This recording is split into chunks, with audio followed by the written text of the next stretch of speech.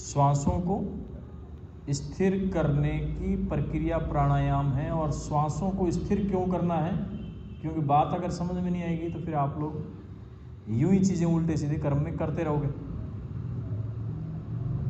इसलिए कि प्राणायाम के माध्यम से श्वास स्थिर होती है, और श्वास स्थिर होने का मतलब है कि हमारा मन स्थिर होता है। अगर आपकी श्वास तेज चलेगी तो आप स्थिर नहीं होते हैं। जब श्वास बिल्कुल धीमी हो जाएगी तो आप बहुत ज़्यादा सुस्त हो जाएंगे। आपने इसको गौर किया होगा। जब नींद आने की स्थिति होती है तो 99% मामलों में आपके श्वास जो होती है वो बिल्कुल एक धीमी गति में आ जाती है। आप गौर करना इस बात पर। और जिस समय आप तेज गति से चलते हैं तो आपकी श्वास की गति उसके साथ में तेज रहती है, धीमी नहीं रहती। बहुत ज़्यादा योगी जो योग की स्थिति होती है, उत्तम योग की स्थिति होगी, तब श्वास तेज नहीं होगी। वो एक बार थोड़ी सी तेज होकर के बाद में एकदम गति पकड़ देगी। इसलिए जब हम रनिंग कराते हैं तो आप देखते हो कि थोड़ी देर बाद में ज़्यादातर लोग हाँफ जाते हैं और छोड़ देते हैं इनमें से अधिकांश लोग। और कुछ जो शरीर से मजबूत होते हैं या मन मजबूत करके ज़बरदस्ती वो चलते रहते हैं। 1% लोग इसमें से होंगे जिनकी श्वास थोड़ी देर बाद में स्थिर हो जाती है। फिर चाहे वो आधा घंटा चले चाहे 1 घंटा चले, उसकी प्रवाह ही नहीं है, उसकी श्वास बिल्कुल मध्यम गति में चलने लग जाएगी। लेकिन पहले जिस समय शुरू करते हैं तो सांस तेज हो जाती है। वो शुरुआत जैसे मान लीजिए किसी को 1 मिनट बाद 1 मिनट, किसी का 2 मिनट, किसी का 3 मिनट, ये बात ध्यान में शायद आपको लोगों को होगी। और इसलिए अधिकांश लोग यानी कि कितने परसेंट, लगभग 90-99% लोग क्या करते हैं कि ज़्यादातर 1 मिनट में पिछड़ जाते हैं। 1 मिनट बाद में बुरी तरह सांस उनकी घबराहट पैदा होने लग जाएगी, बेचैनी सी आ जाएगी, तो उसको लगेगा कि बस अब तो सांस अपने को रुक जाना चाहिए, तो रोक देता है पैरों को। और जिसको अत्यधिक महसूस होता है तो कई बार उसके मसल्स भी जाम होने लग जाते हैं, पैर जाम होने लगे, पैर चलेंगे नहीं उसके। लेकिन योग में एक स्थिति है जिसमें आपके मोबाइल साइलेंट मोड पर कर दें, सारे ही साइलेंट मोड पर तत्काल प्रभाव से। और मोबाइल अटेंड नहीं करने हैं, अगर अटेंड करने हो तो चुपचाप यहाँ से निकल कर के बाहर जाएं, वो चैम्बर ऑफिस खोल कर उसमें बैठ कर बात करनी है। तो यदि आपकी श्वास फिर भी उखड़ी हुई चलती है तो इसका मतलब है कि आपका श्वास का मतलब फेफड़े ठीक नहीं है या हृदय ठीक नहीं है, 2 और तीसरा खोपड़ी ठीक नहीं है, अर्थात स्ट्रेस ज़्यादा है, तनाव ज़्यादा है, तो श्वासें तेज चलती रहेगी। हाँ, कुछ उम्र के प्रभाव से भी होती है, तो वो एक अलग चैप्टर आ जाता है कि उम्र अगर अधिक है तो। और कुछ प्रैक्टिस होती है, प्रैक्टिस नहीं है तब भी। ये 3-4 चैप्टर आते हैं, अन्यथा है गड़बड़ी, मतलब ये चारों चैप्टर ही गड़बड़ है। अगर आपकी उम्र के कारण से भी श्वास फूल रही है तब भी लगभग गड़बड़ है, क्योंकि आप इसको ठीक काफ़ी हद तक ठीक कर सकते हैं। और अगर आपकी बिना प्रैक्टिस के भी खराब हो रही है तब भी आप इसको ठीक कर सकते थे, ठीक नहीं किया आपने, इस पर काम नहीं किया। चाहे छोटी उम्र वाले, ज़्यादातर में दौड़ा ही नहीं जाता, इसी बैच की हालत। इसके पीछे जो चैप्टर आता है वो श्वास का ही आता है।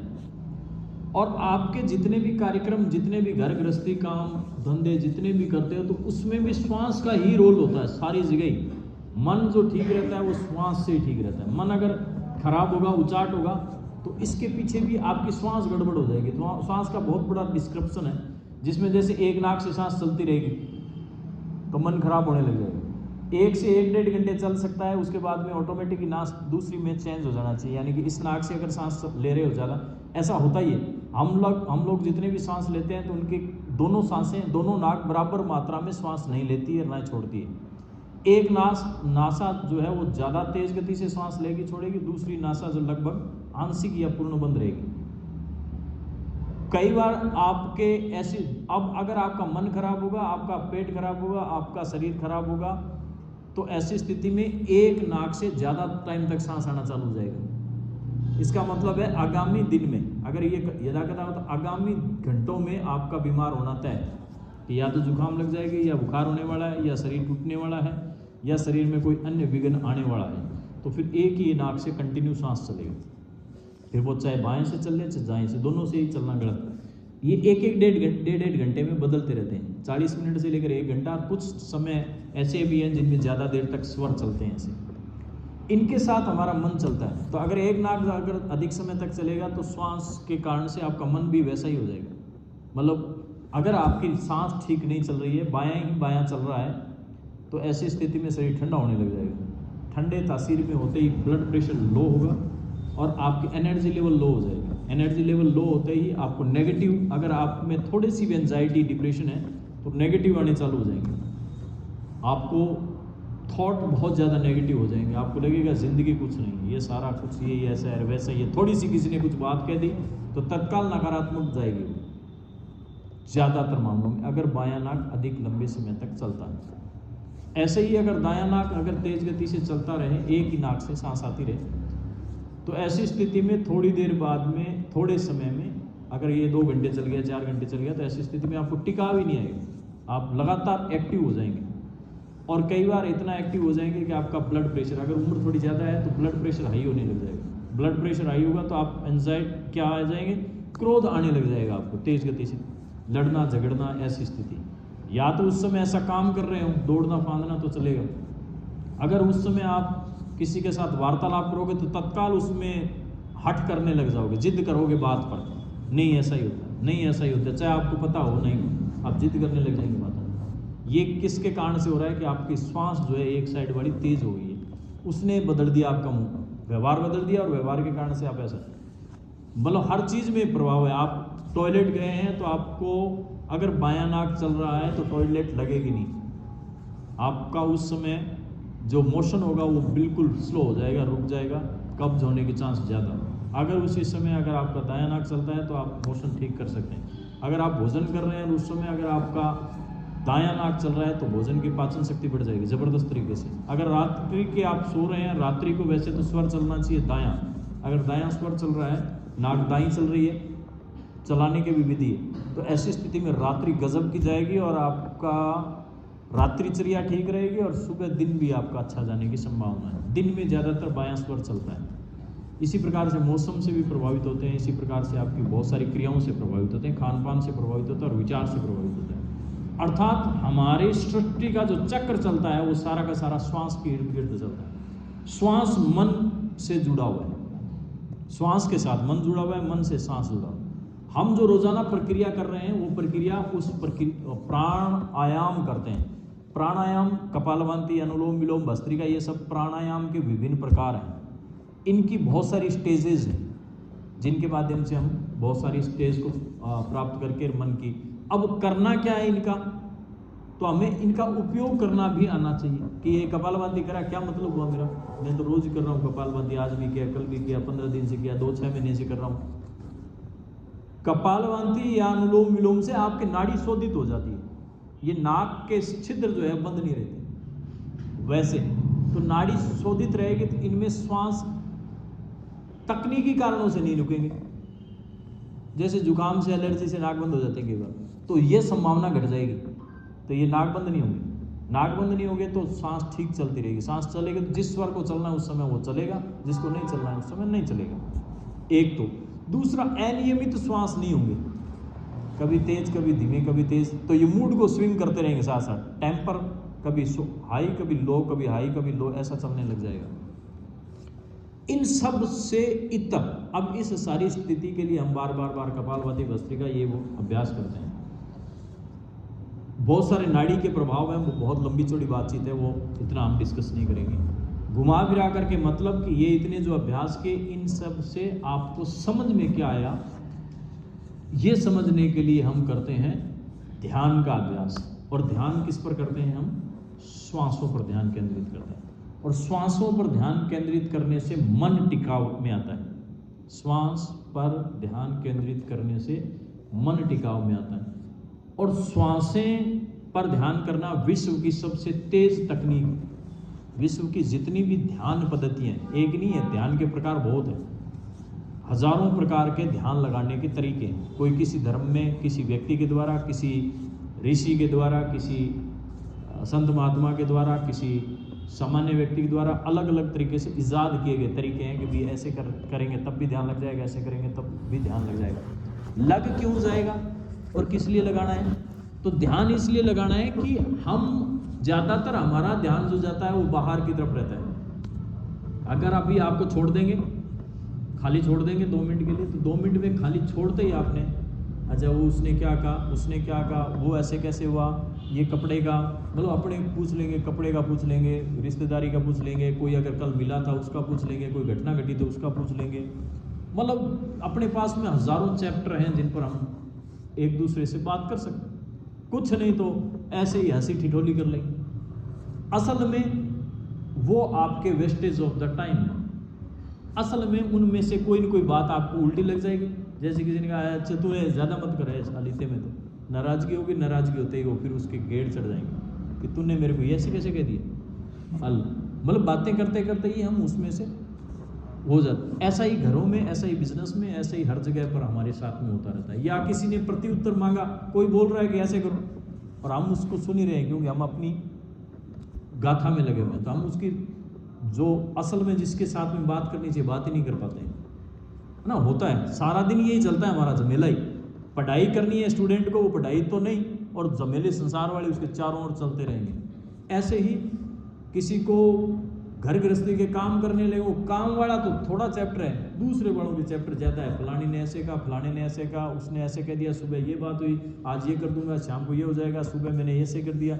मतलब अनगिनत बातें हैं जिन जो व्यर्थ की है, कोई लेना देना नहीं। आप चर्चा करो तब भी कोई बात नहीं, चर्चा नहीं करो तब भी उसका कोई लेना देना नहीं है, सार गर्भित नहीं होती है कोई भी। आज जैसे आपने खाना बनाया, ये सार है कि आपने खाना बनाया, खाना जिमा दिया, ठीक। कोई नौकरी गया, नौकरी जा करके उसने ऑफिस में कंप्यूटर खोला, ये काम किया, वो उसका एक सार निकला। समझ में आ रही है बात। ऐसे ही यहाँ एक्सरसाइज के लिए आए, आपने अपने आसन किए, प्राणायाम किया, ये सब कुछ किया, ये सार है।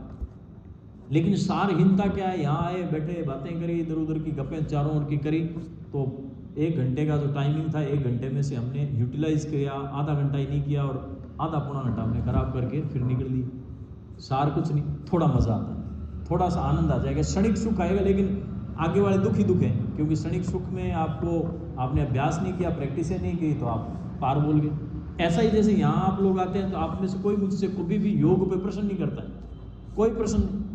मुझे नहीं लगता कि किसी ने 1 महीने में मेरे को 2 ही प्रश्न किए होंगे, ज़्यादातर नहीं करते।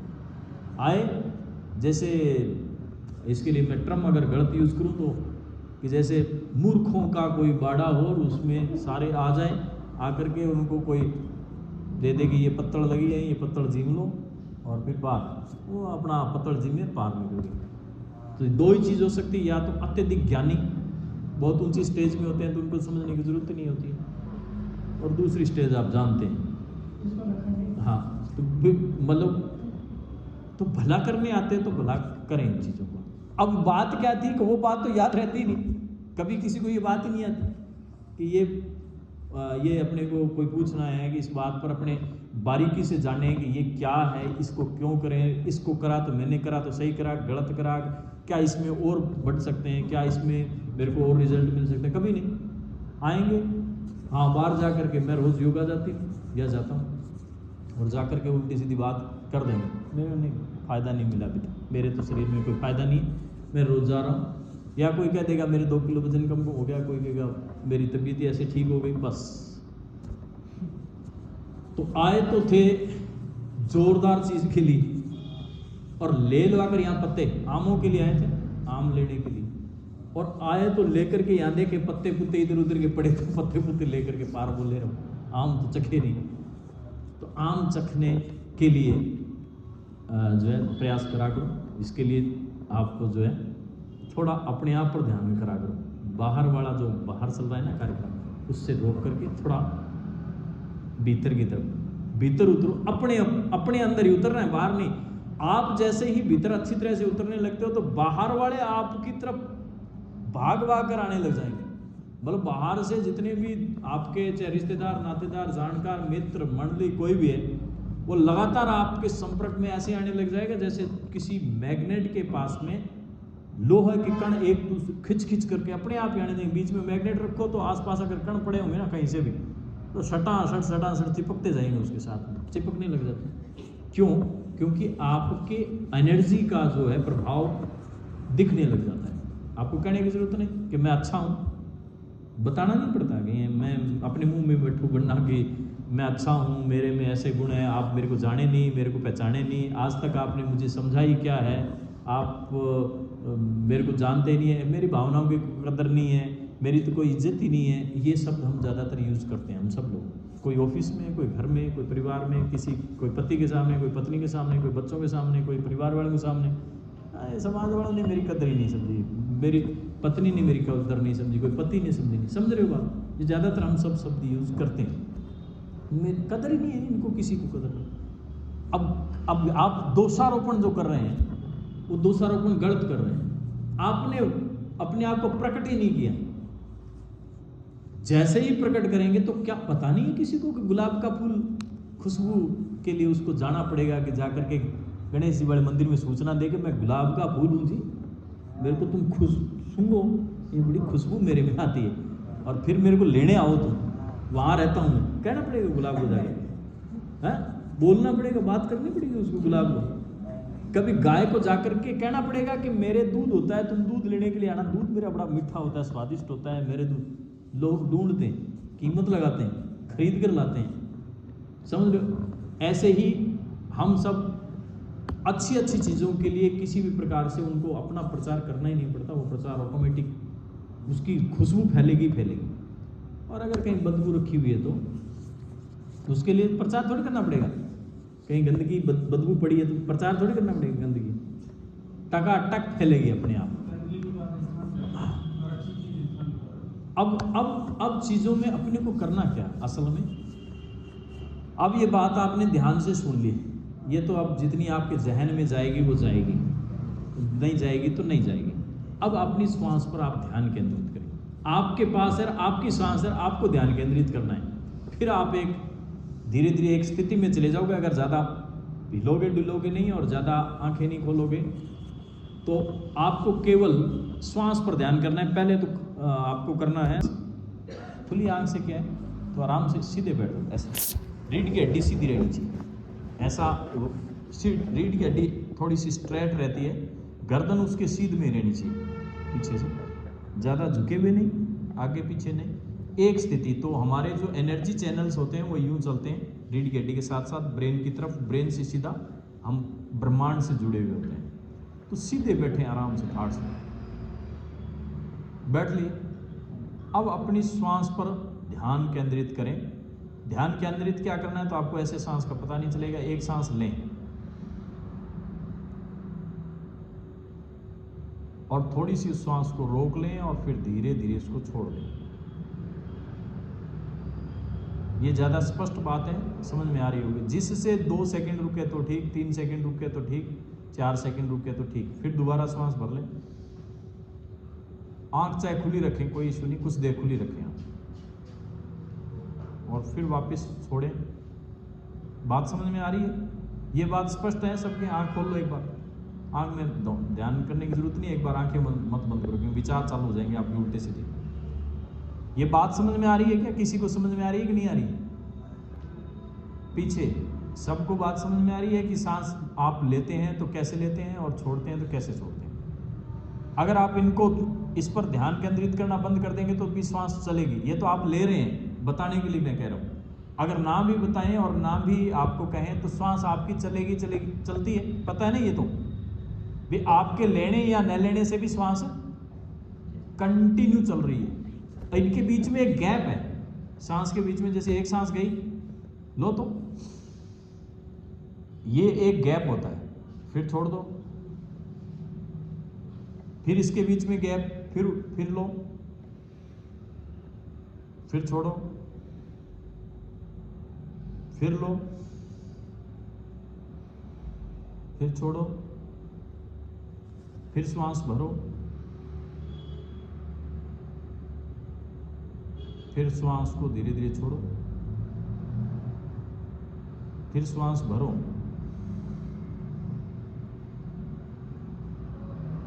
फिर श्वास छोड़ो। श्वास की आवाज नहीं आई बाहर, आवाज नहीं करनी। आंखें बंद कर लें, गर्दन सीधी, कमर सीधी। फिर एक श्वास भरें, फिर वापस छोड़ें,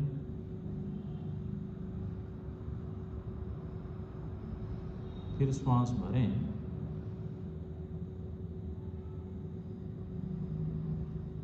फिर श्वास धीरे धीरे छोड़ें,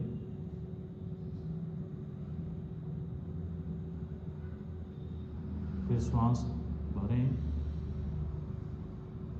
छोड़ें।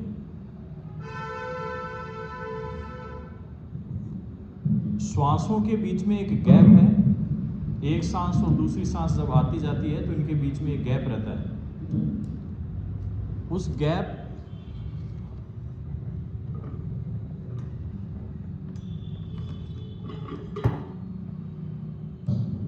गैप को महसूस करना है कि एक सांस और दूसरी सांस के बीच में गैप है।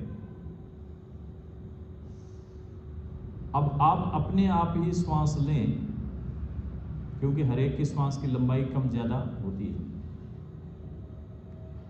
लेकिन घबराहट नहीं होनी चाहिए। यानी कि आप सांस ले रहे हैं, आपको सांस तेज चल रही है तो आप ज़्यादा ना रोकें उसको, फिर छोड़ दें। जिसकी सांस धीमी चल रही है वो चाहे तो थोड़ा हल्का रोक सकता है उसको। ज्यों-ज्यों आप सांस लेंगे और छोड़ेंगे त्यों-त्यों शरीर स्थिर होता जाएगा आपका।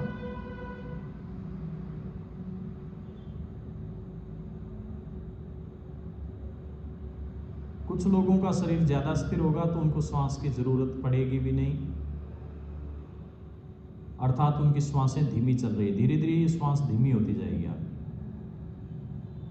अब आप लेना छोड़ दें, ना तो श्वास को लें ना तो छोड़ें। केवल ध्यान केंद्रित करें कि आप एक बार तो सांस आ रही है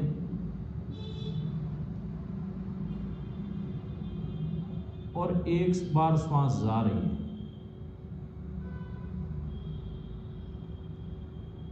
चाहे वो स्पीड से आ रही है चाहे धीमी गति से आ रही है, आपको केवल उसको देखना है कि एक सांस तो आई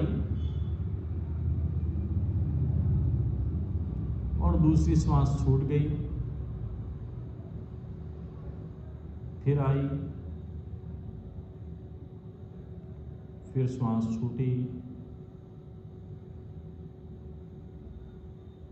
बस अपनी श्वास पर ध्यान केंद्रित, गर्दन सीधी, पलकें सॉफ्टली बंद, दृष्टि अपने ललाट में। आप जहाँ तिलक लगाते हैं, बिंदी लगाते हैं महिलाएं, उस जगह पर ध्यान केंद्रित करेंगे, यानी कि वहां देखते रहेंगे बंद आंखों से।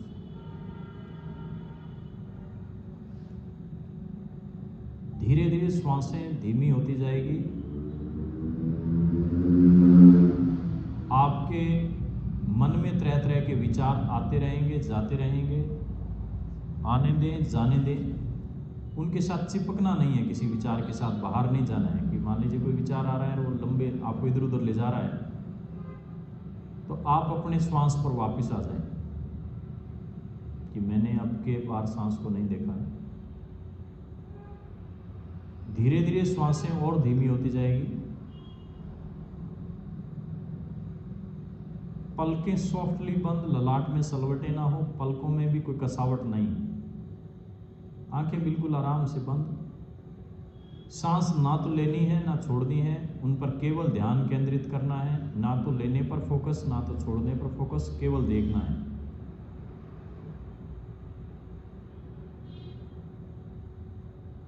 जब आपका शरीर सांस लेता है तो आपका शरीर थोड़ा सा ऊंचा होता है, पेट फूलता है, छाती आदि फूलती है, और जब आपका शरीर श्वास छोड़ता है तो ये सब चीज़ें वापस नीचे चली जाती है।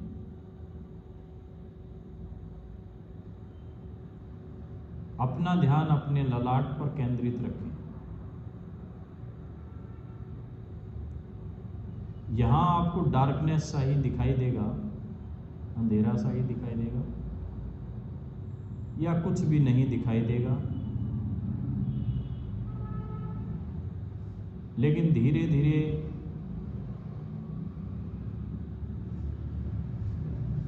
यहाँ ऊर्जा बढ़नी प्रारंभ हो जाएगी। कहाँ? ललाट में। जहां हम तिलक या बिंदी लगाते हैं,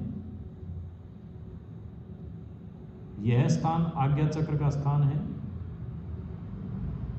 यहाँ हमारा थर्ड आई रहता है, तीसरा नेत्र जिसको बोलते हैं। योग में इसका नाम आज्ञा चक्र है। और इस जगह धीरे धीरे ऊर्जा बढ़नी प्रारंभ हो जाएगी। विचार जो भी आते हैं धीरे धीरे शांत होने प्रारंभ हो जाएंगे। थोड़े विचार आएंगे,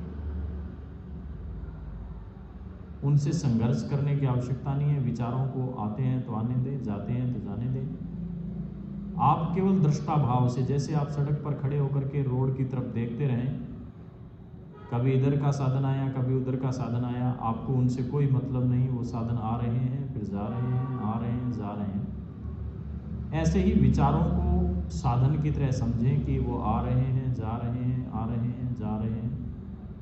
आप उन विचारों के साथ कोई प्रीत ना करें, उन विचारों में उलझे नहीं। कोई तर्क वितर्क कुतर्क जो भी बन रहा है उसको भी नहीं दिमाग लगाना है। शरीर को स्थिर रखना है, लेकिन अगर कहीं इधर उधर खिंचाव पड़ता है तो थोड़ा बहुत आप चेंज कर सकते हैं। पैर कहीं, पैरों को कहीं, कमर को, पीठ को। आंखें बंद रहेगी तो कोई दिक्कत नहीं है, आप हल्का फुल्का मूवमेंट कर सकते हैं। हाथों की स्थिति, आप हाथों को अपनी गोदी में रख सकते हैं, चाहें तो आप हाथों को आरामदायक स्थिति में रख लें। इस हाथों से भी इसमें बड़ा कोई रोल नहीं है। हमारा शरीर आरामदायक स्थिति में हो जाना चाहिए। पैर, कंधे, कमर, शरीर पूरा एकदम। अब धीरे धीरे आपको शरीर का भान होना बंद हो जाएगा, यानी कि आप शरीर है ही नहीं। तो आपको शरीर को महसूस नहीं करना है कि आपको आपका शरीर महसूस नहीं हो रहा है। आपको आपके हाथ महसूस नहीं होंगे, आपको आपके पैर महसूस नहीं होंगे, आपको पूरा शरीर महसूस ही नहीं होगा, क्योंकि आप तो केवल श्वास है और श्वास ही चल रही है।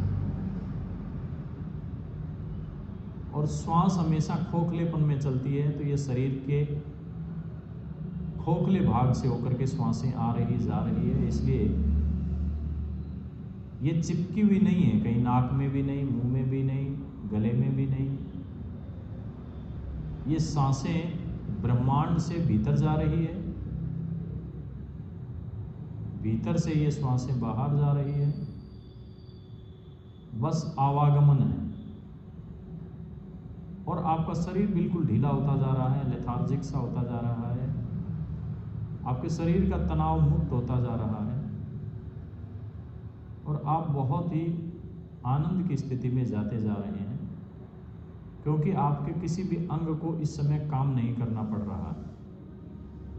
ना हाथों को, ना पैरों को, ना कंधों को, किसी भी अंग को इस समय काम नहीं करना पड़ रहा है। केवल आपको अपने ललाट पर देखने का काम करना है। धीरे धीरे आपके ललाट में, फोरहेड में ऊर्जा बढ़ने लगेगी और आपको वहां पर रोशनी दिखाई देगी। रोशनी कैसी? जैसे कहीं बहुत ज़्यादा अंधेरा हो और वहां पर धीरे धीरे डिम डिम डिम डिम प्रकाश बढ़े, तो हल्का हल्का प्रकाश सा दिखने लगता है। जैसे भोर होती है, सुबह होती है, रात्रि के घोर अंधेरे के बाद में जब सुबह होती है तो चारों ओर हल्का हल्का उजाला होता है, वैसे ही आपके ललाट में उजाला सा महसूस होने लगेगा और ये उजाला लगातार बढ़ता जाएगा। दिख रहा है तो भी अच्छा, नहीं दिख रहा है तो अपने आप ही थोड़ी देर में प्रकट हो जाएगा ये। और आपका शरीर हल्का होता जाएगा, आप रिलैक्स होते जाएंगे, पूरा शरीर हल्का होता जाएगा। कमर को हल्की सीधी रखें जिससे कि आपको नींद नहीं आ जाए।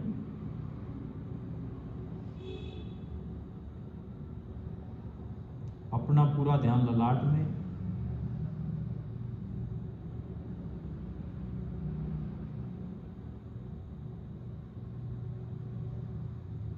बीच बीच में श्वास को भी देखते चेक करते रहें कि श्वास आ रही है और जा रही है।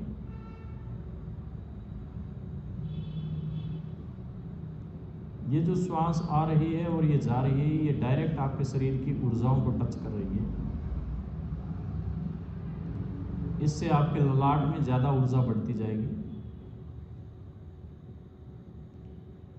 चित्त शांत, मन शांत, शरीर पूरा रिलैक्स।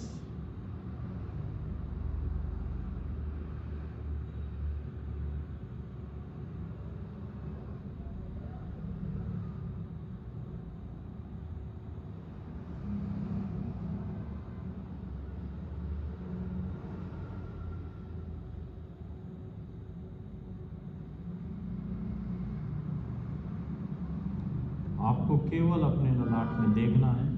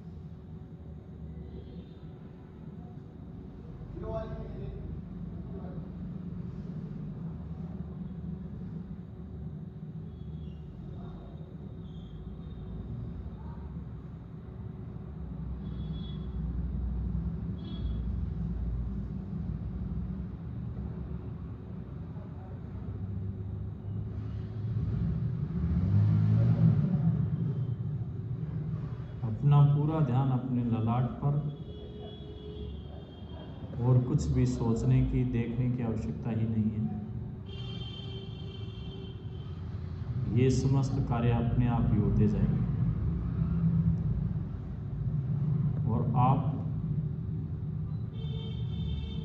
ध्यान की अवस्था में धीरे धीरे धीरे धीरे जाते जाएंगे। थोड़ी देर में आपका शरीर शून्य होता जाएगा।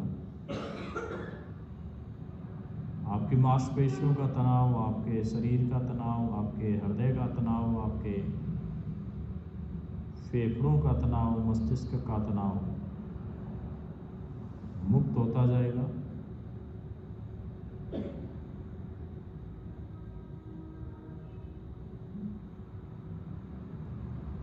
मन स्थिर होता जाएगा। अपने मन को केवल अपने ललाट में लगाना है, फोरहेड में लगाना है, जहाँ कुछ भी दिखाई दे ना दे, कोई तर्क नहीं, कोई वितर्क नहीं, कुछ सोचना नहीं, कुछ प्रयास नहीं करना, कोई प्रयास नहीं, अपने आप ही घटित होता रहेगा ये।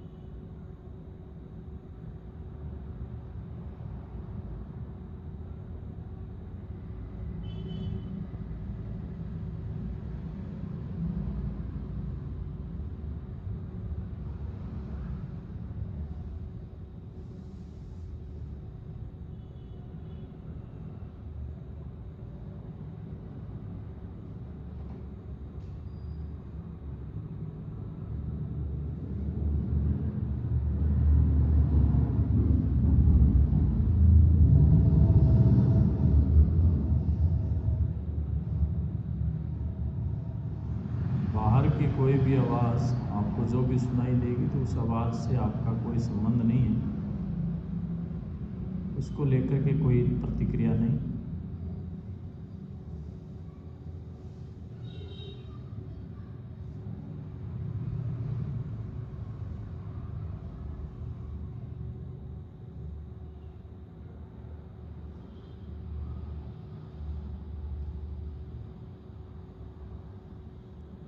इस समय आपके हृदय की गति बहुत ज़्यादा धीमी है, श्वास की गति बहुत ज़्यादा धीमी है, शरीर के सभी अंग स्थिर हैं, रिलैक्स हैं, और वो ब्रह्मांड से जो एनर्जी आ रही है नाक के माध्यम से, उस एनर्जी को अवशोषित कर रहे हैं। जिस प्रकार से कोई स्पंज अपने आप में जल को अवशोषित करता है, वैसे ही हमारा शरीर इस समय ब्रह्मांड की ऊर्जा को अवशोषित कर रहा है, ग्रहण कर रहा है, अधिक तेज गति से ग्रहण कर रहा है। क्योंकि ब्रह्मांड में सूर्य की, चंद्रमा की और विभिन्न प्लैनेट्स की एनर्जी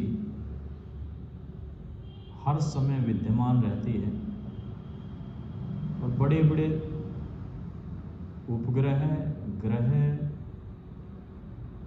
ब्रह्मांड में बड़ी बड़ी एनर्जी रिलीज करते हैं, और हमारा शरीर भी ब्रह्मांड से जुड़ा हुआ है।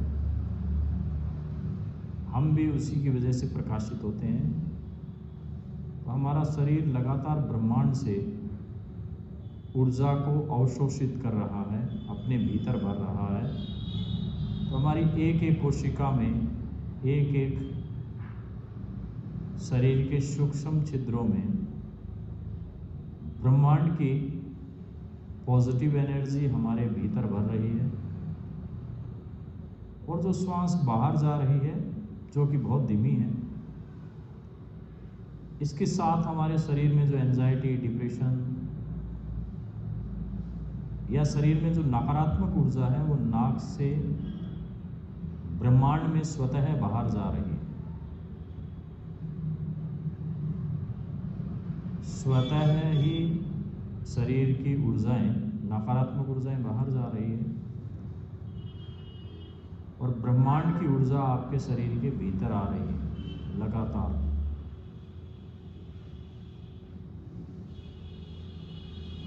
अपना ध्यान अपने ललाट पर केंद्रित करें,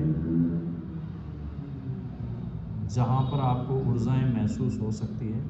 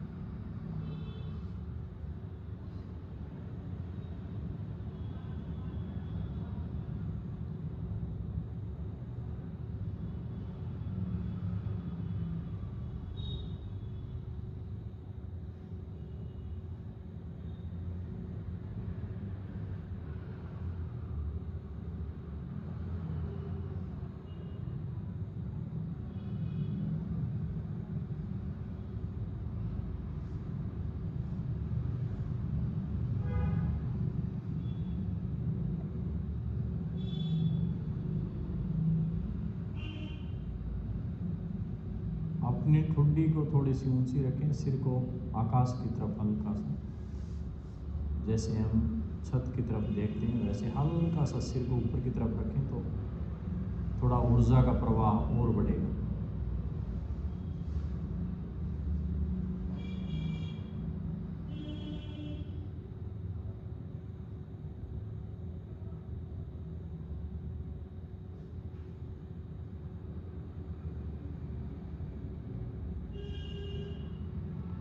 आपके ललाट में इस समय ऊर्जा का प्रवाह पूरा बढ़ चुका है। अधिकांश ललाट में, अपने फोरहेड में ऊर्जा फुल गति से जा रही है और वो महसूस कर पा रहे हैं।